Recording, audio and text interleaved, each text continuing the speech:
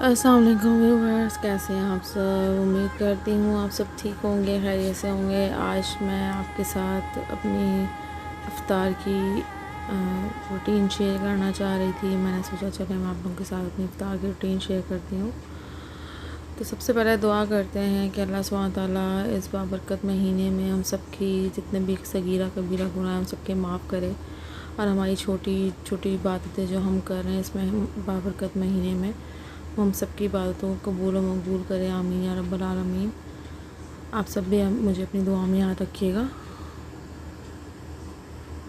तो देखिए 4:45 हो चुके हैं। मैंने यहाँ पर इंजीर भिगो दी थी। इंजीर और खजूर का मिल्क शेक बनाना था मुझे, और मैंने ही इमली और गुड़ था मेरे पास, थोड़ा कम था, लेकिन मैंने कहा चलो गुड़ भी डालती हूँ। मैं अपनी चटनी में जो बनानी थी इमली की मीठी वाली चटनी, मेरे पास बिल्कुल एंड हो चुकी थी, तो मैंने सोचा क्यों ना मैं उसको बना लूँ। तो मैंने उस इमली और गुड़ को एक साथ भिगो दिया था, और भिगोने के बाद मैंने उसको अच्छी तरीके से छान लिया था।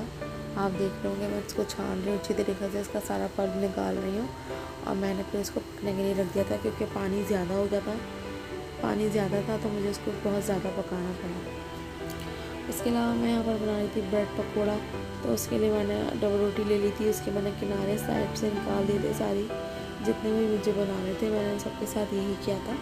उसके बाद फिर मैंने इसको बेल लिया था बेलन की मदद से, और फिर मैंने इसमें फिलिंग करी थी। फिलिंग मैंने इसकी इसकी की थी कि जो मैंने कसाडीला बनाया था, मैंने अभी रेसिपी आपको डाली है कल, कसाडीला बनाया था, उसकी थोड़ी सी फिलिंग बच गई थी मेरे पास, तो मैंने उसका ही फिलिंग इसमें ऐड कर दी थी। बस मैंने जो चिकन के पीसेस आ रहे थे वो मैंने उसको शैडर कर दिया था मैंने चिकन के पीसेस को, और क्या कहते हैं मैंने इसमें ऐड की थी चिकनीला की चिली ग्रीन चिली सॉस और चिली गार्लिक सॉस, और मैंने थोड़ा सा चीज़ ऐड किया था इसमें अपनी इसी फिलिंग में, और मैंने उसको मिक्स करके और मैं ये डबल रोटी के स्लाइस पे जो मैंने बेल के रखे थे उस पर मैंने इसको बिछा रही थी अच्छी तरीके से।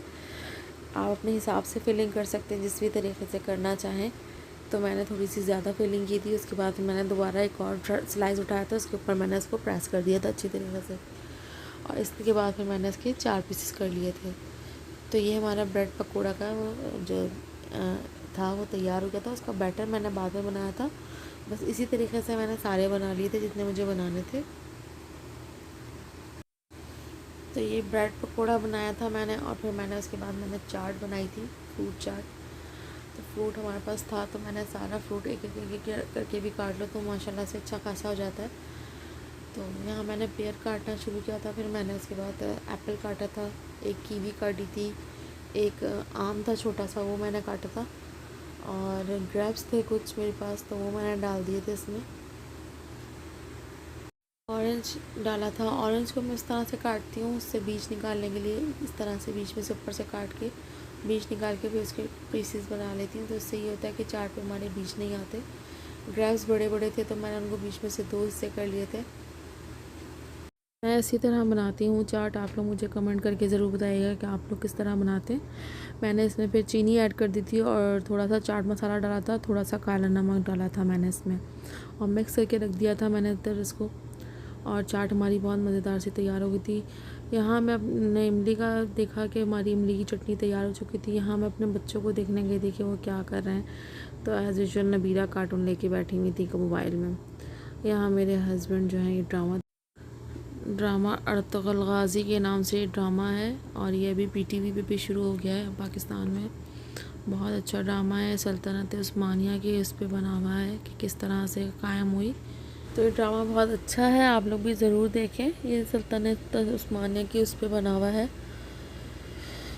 तो यहाँ मैंने फ्रीज़र करके रखे हुए हैं रोल समोसे और डी शेप समोसा, तो वो मैंने निकाल के रख लिए थे, क्योंकि फिर एंड टाइम पे निकाल के तलो तो ये सही नहीं तले जाते।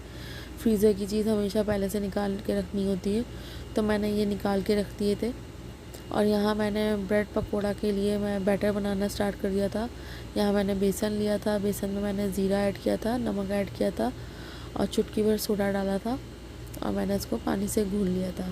तो यहाँ मैंने ब्रेड पकोड़ा के लिए अपना बैटर तैयार कर लिया था, अच्छी तरीके से फेंट लिया था इसको मैंने, और इसका ज़्यादा पतला और ज़्यादा गाढ़ा बीच का मैंने उसका मिक्सचर बनाया था। और यहाँ मैंने टाइम देखा तो टाइम हमारा 5 हो चुके थे। मैंने बच्चों को थोड़ी सी फ्रूट चाट दी थी क्योंकि बच्चों को भूख लग रही थी, तो मैंने उनको थोड़ी सी फ्रूट चाट दे दी थी और साथ ही साथ मैं इनके फ्रेंच फ्राइज़ काटना लग गई थी। मुझे ये फ्रेंच फ्राइज़ खाते हैं मेरे बच्चे, तो मैं रोज़ बनाती हूँ और मैं बाहर के नहीं लाती, मैं घर में ही बनाती हूँ फ्रेश आलू को काट के। और उन पर मैं तकरीबन भी 15 मिनट के लिए नमक लगा देती हूँ, तो उसमें फिर और कुछ डालने की ज़रूरत नहीं होती है। नमक डाल के मैं 15 मिनट के लिए छोड़ देती हूँ और उसके बाद मैं फ्राई कर लेती हूँ, तो मेरे बहुत अच्छे से फ्रेंच फ्राइज़ तैयार हो जाते हैं। यहाँ मैंने फ्रेंच फ्राई तलने रख दिए थे, 6 बज चुके थे। 6 बजे मैं तलने का काम शुरू कर देती हूँ। तो देखिए फ्रेंच फ्राइज हमारे तलना स्टार्ट हो चुके थे, ऑलमोस्ट डन होने वाले थे बस। और मैंने साथ ही में अपनी जो मैंने डी शेप समोसा बनाया था वो भी अच्छी तरीके से सॉफ्ट हो चुके थे रूम टेम्परेचर पे, तो मैंने वो भी इस फ्रेंच फ्राइज़ के साथ ही मैंने डाल दिए थे, क्योंकि वो फिर थोड़े ज़्यादा सॉफ्ट हो जाएं तो फिर वो चिपक के टूट जाती हैं और फटने लग जाती हैं। तो मैंने फिर वो उसमें डाल दी थी। तो देख रहे हैं आप हमारे जो है फ्रेंच फ्राइज़ बच्चों के तैयार हो चुके हैं और डी शेप समोसा जो है वो भी फ्राई हो रहे हैं। डी शेप समोसा के बाद मैंने फ़ौरन ही ब्रेड पकोड़ा भी तल लिया था, तो उसकी शायद मैं वीडियो नहीं बना सकी। तो मैंने ब्रेड पकोड़ा, वो देखें आपको एक दिख रहा होगा इसमें, हाँ ये ब्रेड पकोड़ा भी मैंने साथ साथ तल लिया था। डी शेप समोसा के साथ ही साथ मैंने ब्रेड पकोड़ा भी तल लिया था और इसके साथ ही मैंने फिर समोसे और रोल भी अपने ऐड कर दिए थे तलने के लिए। तो ये सारी चीज़ें फिर मैं बारी बारी तल ली थी, क्योंकि तलने का काम हो जाता है तो फिर थोड़ा रिलीफ हो जाता है। समोसे हमारे रेडी हो रहे थे, एक आध समोसा कलर आता जा रहा था, मैं निकालती जा रही थी। तो ये मेरे फ्रीज़र के थे। आप लोग भी बताएं कि आप लोग फ्रीज़र के ही इसी तरह तलते हैं या किसी और कोई और तरीका है आपका तलने का। तो देखिए हमारे सारा कुछ जो फ्राइंग का काम था वो पूरा हो चुका था, सब चीज़ें मैंने तल ली थी। यहाँ पर D shape samosa, bread pakora और समोसे, फ्रेंच फ्राइज़, रोल। यहाँ मैं अपना खजूर और अंजीर का मिल्क शेक बना रही थी। मैंने खजूर अंजीर डाल दी थी अपने ब्लेंडर जार में और 1 कप मैंने दूध डाल दिया था और उसको मैंने अच्छी तरीके से ब्लेंड कर लिया था। ये बहुत मज़े का बनता है। अगर आपने इसकी मेरी रेसिपी नहीं देखी तो मैं आपको आई बटन में देती हूँ, आप लोग देखें और बनाएं, बहुत मज़ेदार बनता है, ये बहुत हेल्दी होता है। तो यहाँ हमने दस्तरखान बिछा लिया था, हम दुआ कर रहे थे, दुआ का टाइम था और सबके लिए मैं बहुत दुआ करती हूँ। आप सब भी अपनी दुआओं में हमें याद रखें, मेरी फैमिली को, मेरे बच्चों को, कि अल्लाह सुब्हान तआला हम सब की जायज़ मुरादें, जायज़ दुआओं को कबूल और मकबूल फ़रमाए और हमारे रिज़्क़ में बरकत दे, रिज़्क़ हलाल कमाने की तौफ़ीक दे हम सबको। आमीन या रब्बल आलमीन। और बस ये थी मेरी रूटीन इफ्तार की। आप लोगों को कैसी लगी? मैं और मेरे हस्बैंड जो है दुआ करते और नबीरा और नबैद का रोज़ा खुल चुका था। वो लोग अपना खाने में मसरूफ़ थे, फ्रेंच फ्राइज़, क्योंकि फ्रेंच फ्राइज़ जब उनके सामने आते तो फिर वो किसी भी चीज़ को हाथ नहीं लगाते। तो बस हम लोग दुआ, आप लोग भी अपनी दुआओं में मुझे और मेरी फैमिली को याद रखिएगा। तो वीडियो पसंद आई हो तो लाइक करिएगा, शेयर करिएगा, कमेंट सेक्शन में बताइएगा। इसी के साथ अपना ख्याल रखिएगा, दुआओं में याद रखिएगा। टेक केयर, अल्लाह हाफ़िज़।